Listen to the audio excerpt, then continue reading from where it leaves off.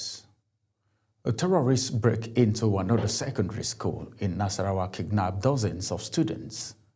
In business, lawmakers hold hearing give ministries, departments, and agencies 7 days to comply. And on the foreign scene, Sudan's army chief says ready to cooperate with United States and react to achieve peace. In sport, Nigerian American Football Association flags off National School League finals. Hello and welcome to all our viewers in Nigeria and around the world to News Express on Global Television, coming to you live from the nation's capital, Abuja. I am Ramsey Enoch Agbo. A quick reminder that Global Television is on DSTV channel 365 and Star Times channel 276. Now the news in full. Panic and anguish have engulfed the Rakobi community in Doma local government area of Nasarawa State after armed terrorists invaded Peters Foundation Secondary School and abducted an unspecified number of students in the early hours. According to locals, the attackers stormed the school compound around midnight, firing gunshots into the air and causing chaos as students and staff fled in all directions. The heavily armed gangs reportedly overpowered the school security personnel before rounding off dozens of students and forcing them into the forest. Residents described the scene as terrifying, saying the attackers operated for several minutes without any resistance from security forces. Although the exact number of abducted students remain unclear, initial reports suggested that several students are missing and some staff members may also have been taken.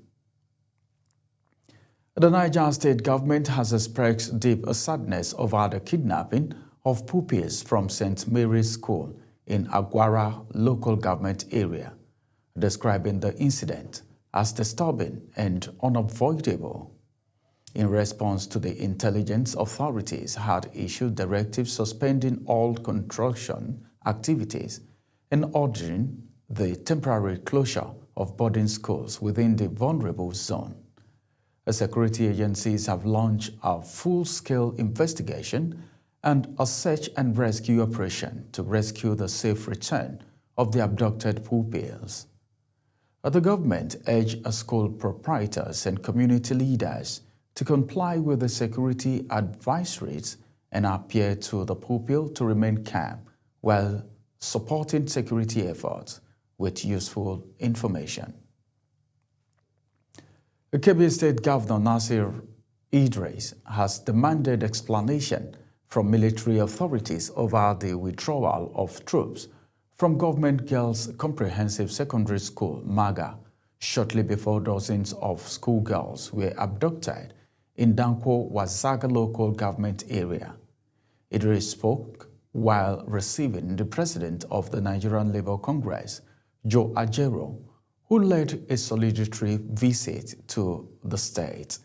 The governor said he was deeply troubled that security personnel pulled out of the school despite prior intelligence alerts provided by the state government, adding that it has been reported that soldiers left the school around 3 a.m. while the attackers struck less than 45 minutes later. President Bola Tinubu has directed the Minister of State for Defense, Bello Matawalle, to relocate to Kebbi State in the height of the abduction of 25 schoolgirls in the state earlier in the week. In a statement by presidential spokesperson Bayo Onanugan, Matawalle was asked to remain in the state to monitor security efforts to secure release of the abducted students.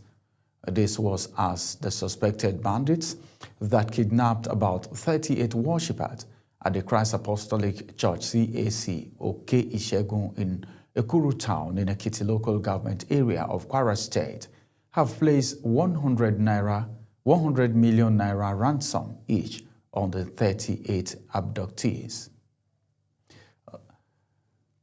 The Chief of Army Staff, Lieutenant General Waidi Shaibu, says the welfare of troops fighting banditry and terrorism will remain a top priority under his leadership. He made the pledge during his first operational visit to the headquarters of Operation Fansanyama in Gusau, the Zamfara state capital. Sadiat Yakubu has details. General Shuaibu, upon arrival, inspected the guard of honor before proceeding into a closed-door meeting with the theater commander and other senior officers, where he received operational briefings and updates on challenges faced by troops in the front line. Addressing troops after the closed-door meeting, the Army Chief assured that the Nigerian Army will tackle the challenges head-on to strengthen ongoing operations and support troops in carrying out their duties effectively. He commended the troops for their efforts in restoring relative peace that allows residents to go about their lawful activities, noting that military service remains a noble profession that requires determination and resilience. Now I want to encourage you to continue to uphold the core values of the Army or the armed forces, so that we will be able to tackle the myriad of challenges that is confronting Operation Fansanyama area of responsibility. General Shuaibu urged personnel to remain committed to the core values of Nigerian Army and sustain a pressure on bandits and their collaborators until normalcy is restored across the region. Sadia Yakubu, reporting for Global Television News. The Nigerian Association of Resident Doctors has dismissed claim by the Federal Ministry of Labour and Employment that federal government has addressed 19 of the 20 issues raised by the association in its ongoing strike. The association, in a statement, described the ministry's remark as inaccurate, misleading, and a deliberate attempt to distort the status of negotiation with the striking doctors. The federal government says it has released a 68 billion naira for vaccine financing and deployed 50 billion naira to settle outstanding arrears for health workers. The coordinating Minister of Health and Social Welfare, Professor Mohammed Pate, announced this at the 66th meeting of the National Council on Health in Calabar, Cross River State, with the theme, My Health, My Right, celebrating universal health coverage through equity, resilience, and innovation. Pate said the 68 billion naira had already been credited of Nigeria set to process the funds for UNICEF. The Senate Ad Hoc Committee on Southeast Northeast of the Senate National Security Summit 2025 has assured the people of the Southeast of its resolve to restore normalcy and adequate security in the Southeast Zone. Senator Austin Akonjo, the chairman of the committee, gave the assurance during the Security Summit in Enugu. Akonjo said the National Assembly would continue to play its role in ensuring the interagency collaboration among the security agencies was sustained. The House of Representatives says it has done its part to resolve the prolonged pension crisis affecting retired police officers who have been protesting at the National Assembly complex. Chairman of the House Committee on Police Affairs and Pensions have therefore urged the retirees to remain calm as the legislative process near its final stage. National Assembly correspondent Anita Patrick reports. Chairman of the House Committees on Police Affairs and Pensions, Abubakar Yeleman and Hussaini Jallo, addressed journalists in Abuja, confirming that the Police Pension Amendments Bill has successfully October 28. Yeleman and Jallo stated that the protesting retirees are fully aware of the steps already taken by lawmakers and appeal for patience as the bill awaits action from the Senate before it can be forwarded to the President for assent. But God willing, I'm assuring you by next week, this bill is going to go to the presidency for assenting. And we draw your attention, the media, help us engage those veteran police officers who are outside for almost decades of weeks here. So please talk to them, explain to them. We have passed their demand, and Senate 2 are ready to send it to President for assent. So I believe my call for them to exercise more restraint and patience and go back to their houses, because inshallah very soon what needs to be done will be done, so that the Senate will pass it and then it will be transmitted to Mr. President. For now, the lawmakers insist they remain committed to securing a lasting solution, but the final move rests with the TV News. Thank you, Anita, for bringing us that report. You're watching the live broadcast of News Express. When News Express returns, Sudan's army chief says it's ready to cooperate with U.S. and Riyadh to achieve peace.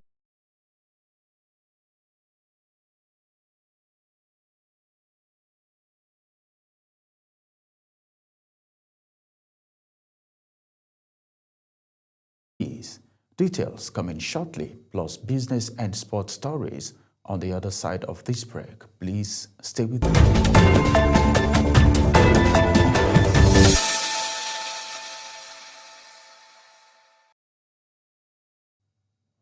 Welcome back from that break. Now to the world of business, where the House of Representatives have issued a strong warning to government agencies and stakeholders involved in the Naira for crude oil policy, giving them just 7 days to comply with its request or face sanction.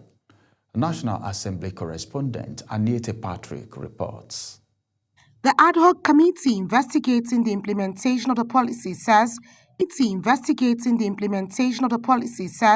it is fed up with what it describes as gross negligence from invited agencies who fail to appear or submit key documents.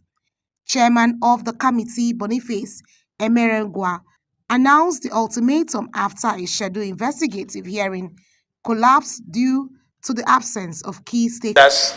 Their complaints, their challenges. At this stage, we will request that you turn in your documents if they have. We will request that you turn in your documents if they are available. The committee revealed that many of the MDAs had ample notice but still ignored requests for documents needed to vet the Naira for crude policy, an initiative with major implications for Nigeria's economy. Emerengwa warned that the committee will not hesitate to invoke full legislative powers on defaulting agencies. Let it be known to all stakeholders that failure to comply with this extended deadline will attract severe sanction. This committee will not hesitate to invoke its full legislative powers, including but not limited to issuance of summons, public naming, and shaming of non-compliant entities. The committee, however, extended the submissions deadline to November 22nd, 2025, stressing that this is the last chance for compliance. The investigative hearing has now been postponed to December 2nd, 2025 as final and non-negotiable. From the National Assembly, Anita Patrick reporting for Global TV News. The Naira bounced back, recording an appreciation against the United States dollar at the official foreign exchange market after hitting its lowest point this week. In a report from the Central Bank of Nigeria, it showed that the Nigerian Naira strengthened to 1,452.13 Naira, up from 1,454.19 traded throughout this week. This represents a gain of 2.06 Naira against the dollar on a day-to-day basis. The National Pension Commission says only 17 Nigerian states are currently implementing the contributory pension scheme as its assets rose to over 26 trillion Naira in September 2025.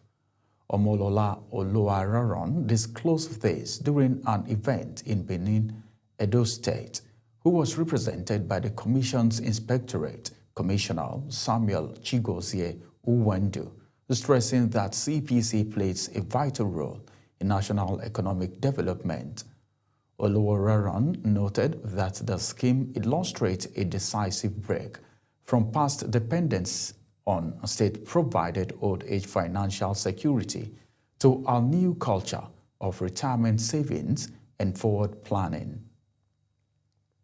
And on the foreign scene, Sudan's Sovereign Council, led by Army Chief Abdel Fattah Abdurrahman al-Burhan, has announced its readiness to cooperate with the United States and Saudi Arabia to end the 2-year-long conflict devastating the country.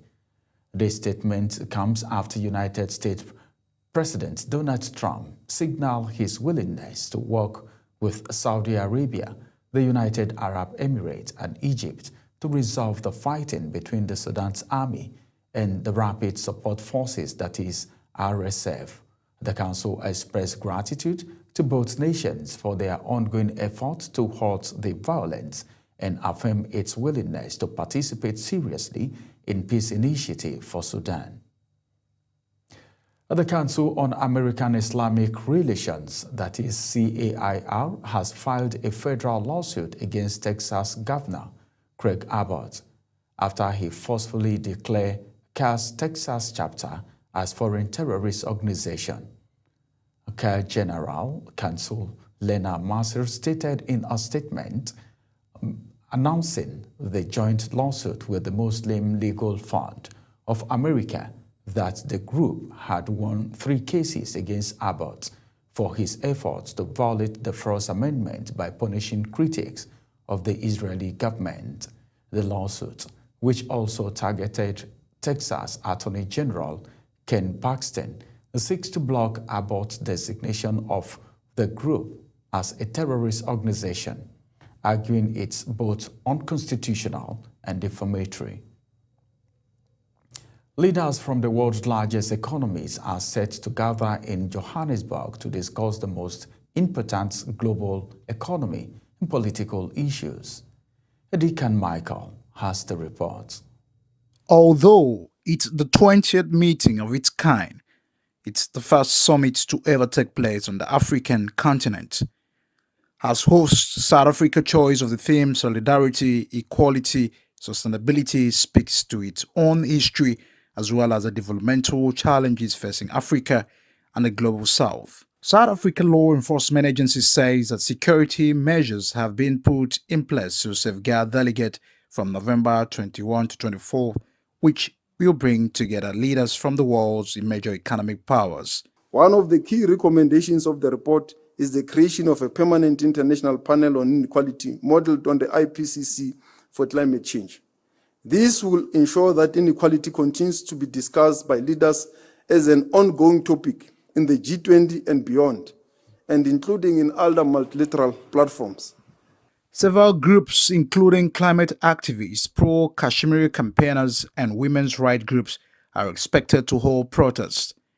Kashmiri activists are opposed to the invitation of the Indian Prime Minister Narendra Modi, whom they accuse of committing crimes against humanity in the occupied Jammu and Kashmir region.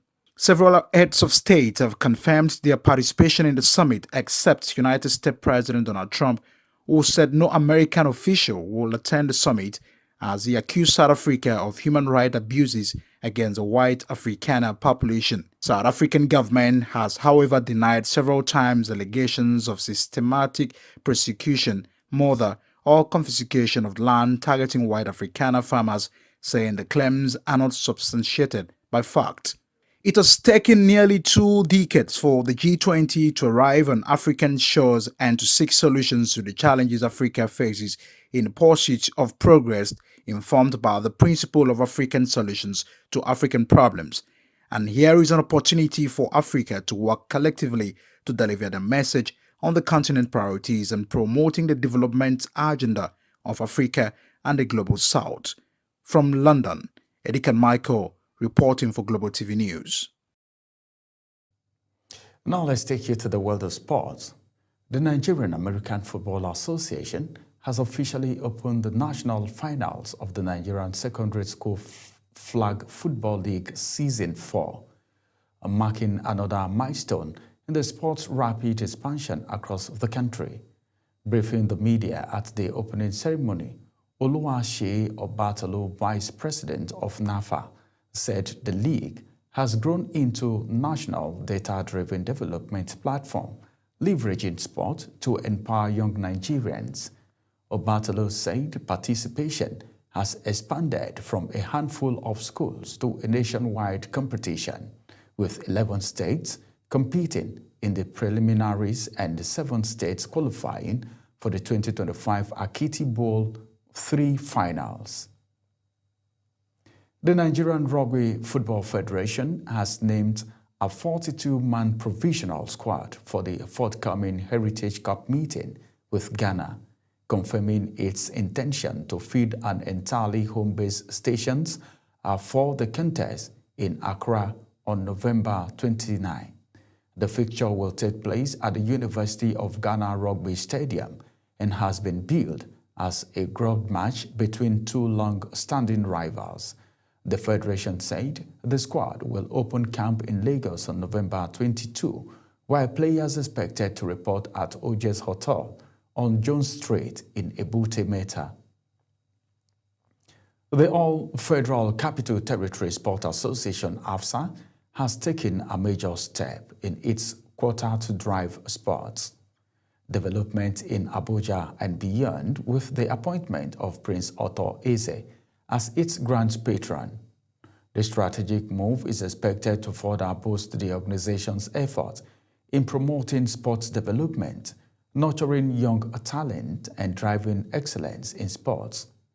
The event, which took place in Abuja, Nigeria, was marked by the presentation of an Award of Excellence to Prince Otto Eze in recognition of his commitment to sports development. As Global TV News Express come to an end, here is a recap of our top stories. Panic and anguish have engulfed the Rekubi community in Doma local government area of Nasarawa State as armed terrorists invaded Peters Foundation Secondary School and abducted an unspecified number of students in the early hours. And in business, the House of Representatives has issued a strong warning to government agencies and stakeholders involved in the Naira for crude oil policy, giving them just 7 days to comply with its request or face sanction. And on the foreign scene, Sudan Sovereign Council, led by Army Chief Abdel Fattah Abdurrahman al-Burhan, has announced its readiness to cooperate with the United States and Saudi Arabia to end the 2-year-long conflict devastating the country. Finally, from the water sport, the Nigerian American Football Association has officially opened the national final of the Nigerian Secondary School Flag Football League Season 4